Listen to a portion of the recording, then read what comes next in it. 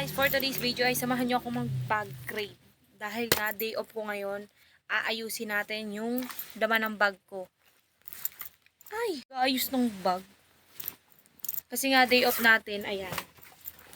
Tingnan nyo naman, napakagulo ng aking bag.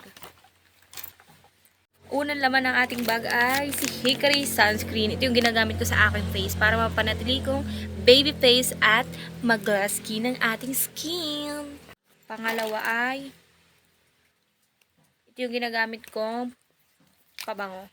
Kasi guys, siguro ginamit nyo din to nung high school kayo, pero talaga napakaganda.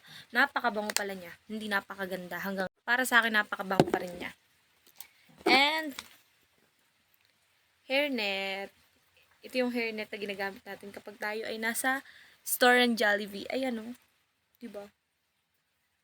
Huwag mo yan, uy. Lagi na lang. Pero actually, ang bango pa rin niya.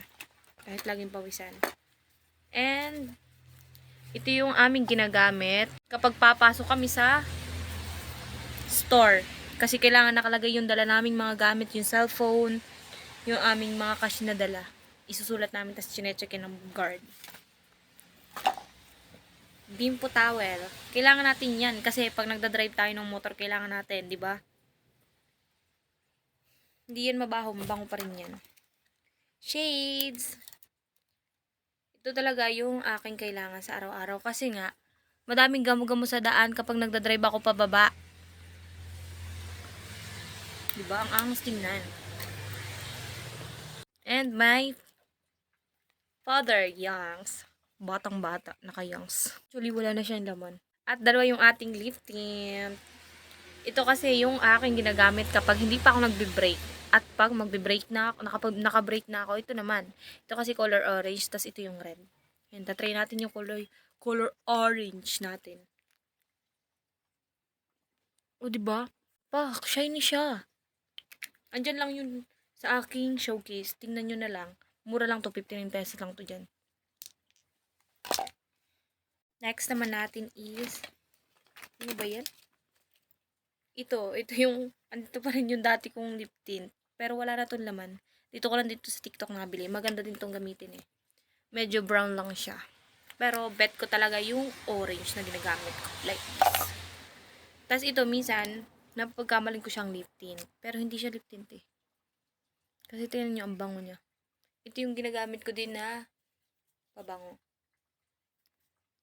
Galing ito sa Avon. Far Away. Ang dami ng mga gamit na hindi ginagamit pero nandito pa rin sa bag. Then, may mascara. Ayan, actually, lagi na lang ginagamit ko ay pulbo, mascara, tapos yung Hickory Sunscreen lang. Yung lagi yung ginagamit ko sa araw-araw. Hindi na ako nagmi-makeup.